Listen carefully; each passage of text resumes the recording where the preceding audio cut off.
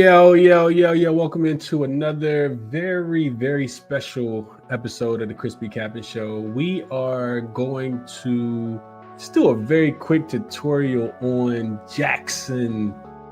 If you've been watching the ChrisBeCappinn Show, you know I'm a very huge, I'm a big advocate for JaXon, just because from a time perspective, like, I got my charts. I'm checking out my websites. I got a lot of different, tools that I use to kind of handicap the games to try to find me an edge. But JaXon is not only, helps you find an edge, JaXon saves you a bunch of time. And that's what I like about it most. So very, very simple game today. I'm recording this on the 8th of December, Sunday evening, late Sunday evening. Chiefs actually just kicked another crazy field goal to beat the Chargers and take the division, but neither here nor there. We got one game on the board for tomorrow in the NBA, and I've already done a standalone video kind of with my analysis, but I wanted to talk through it a little bit with JaXon as well. So a simple prompt, JaXon, referral code in the description of the video if you want to check it out.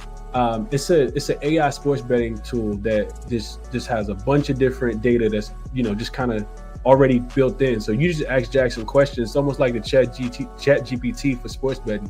You ask JaXon the question, and it'll spit out some answers for you. You can take that information, decide to bet it, decide you want to fade it, but it can give you a lot of different information.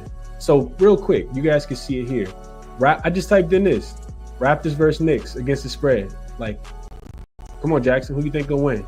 JaXon says, let me pull the best spread lines, sharp picks, and any recent news from the Knicks and Raptors game. I'll get back to you shortly with the details.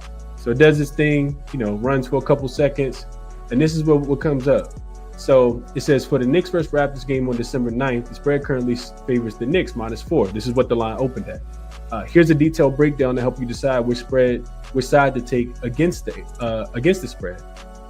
So you can see here, both teams, it has their ATS records, last 10 games, home versus road ATS records. You can see Toronto 9-3 at the crib against the spread. The Knicks only 5-7 against the spread, and recent form. What happened in their last game? We see that the Knicks lost as a home favorite, of course, to the Detroit Pistons. That was the game K had a triple-double. And then you got Toronto with a loss to the Dallas Mavericks as well down here. So outside of that, then it gives you a little bit of information about the game. It says the Knicks have been inconsistent against the spread, especially on the road, 5-7. They're coming off a disappointing loss to the Pistons, where they struggled defensively and were out-rebounded. However, they are 5-2 against the spread in their last 7 games against the Raptors, and swept the season series last season 4-0 straight up and against the spread. Jalen Brunson has been a standout, averaging 25 points and 7.7 assists per game. Karl-Anthony Towns' knee is questionable, which could impact their interior presence. Of course it can, both offensively and defensively. Then we talk about the Raptors. The Raptors have been one of the best teams against the spread this season, 16-8. They're 9-3 at the crib against the number. Despite their poor overall record at 7-17, they've covered 7 of their last 10 games. They're also getting healthier with Scotty Barnes, Grady Dick back in the lineup. RJ Barrett leads the team at 23.3 points per game, and Jakob Poeltl has been a force in the paint, averaging a double-double. Then you get into more analysis. So you can look at the offense specifically, right? You see the Knicks averaging 118 points per game, which is 6th in the NBA, 50% shooting, also shooting 39% from the three-point line. That's 11th best as far as three-pointers made. In the Raptors offense, 112.5, 16th on 46% shooting, at 29th in three-points made. But they do get Grady Dick back. We got to remember that. Which could limit their ability to keep up with the Knicks. Defensively, numbers pop up, right?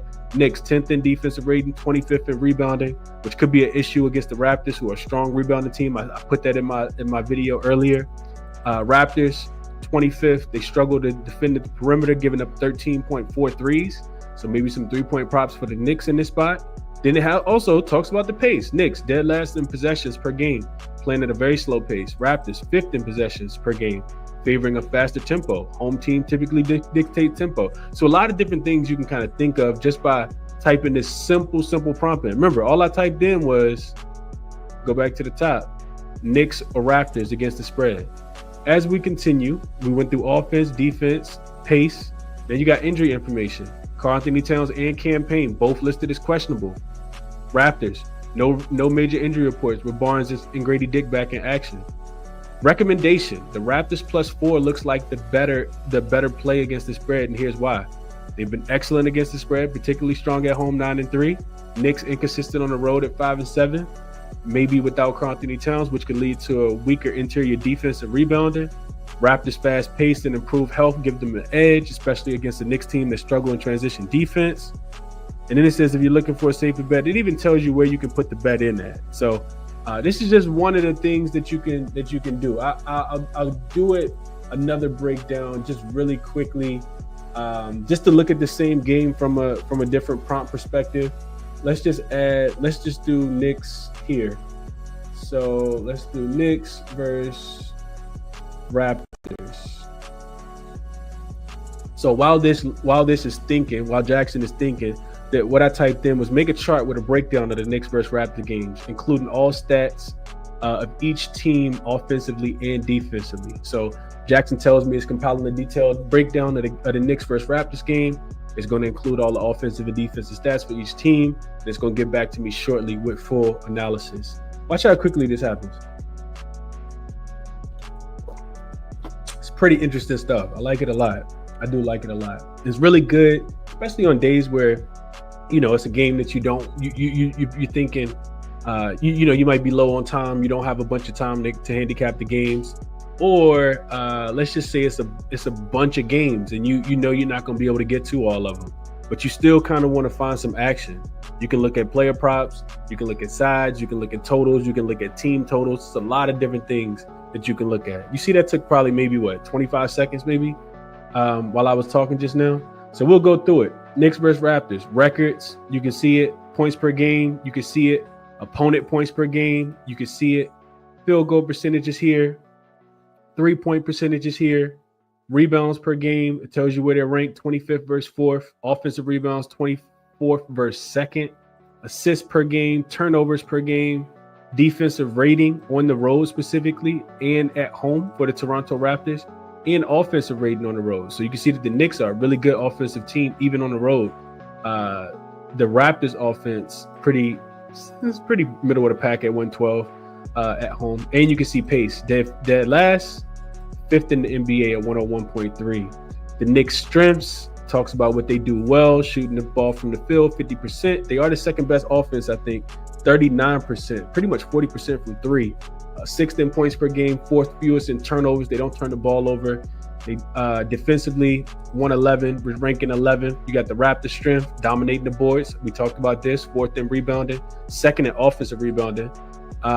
Pace, Raptors, right? Weaknesses, Knicks struggle in rebounding, which could be a problem against the Raptors.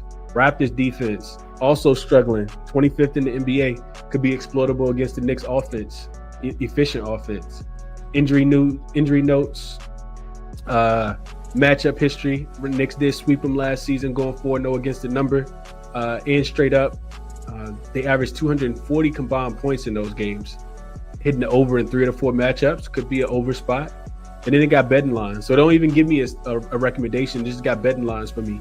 Lets me know what the total is, what the spread is, and talks a little bit about why I might like it. So this is why, I talk about this all the time, but I figured in a standalone game, it'd be nice to kind of give you guys a breakdown and show you what JaXon can do. I can also type in, give me the best 3 player props for each team, pick the one that I like the most, or kind of handicap it a little bit deeper. But yeah, this is just what JaXon is capable of, man. So if you're interested, you can, there is a referral code that's in the description of the video. You can get 50% off using code ChrisBeCappinn with 2 P's and 2 N's. I know a lot of people have been trying it out. Different trials. Just be careful, because if you do try it out and you use the promo code that'll get you 50% off, you got to make sure whatever tier you sign up for is the tier that you get it 50% off for. So if you like it, but you only signed up for a month, when that month runs out, you can't use the promo code again. So yeah, just, you can test it out. If you do like it though, lock in with JaXon. Covers not just NBA, but NFL, covers college basketball. It covers boxing, MMA. It's a bunch of different things that JaXon can help you with. Fantasy football, it's a bunch of different languages. So check JaXon out, man, if you guys are interested. You can see here, based off the recommendation, This took me about 5 minutes, and look how much information I got just off typing 2 prompts in here. So best of luck on whatever it is that you're betting. If you are betting this game specifically, just wanted to do a quick little JaXon tutorial, man. I'll catch you guys on Tuesday for Cup games. Enjoy your night. I'm out.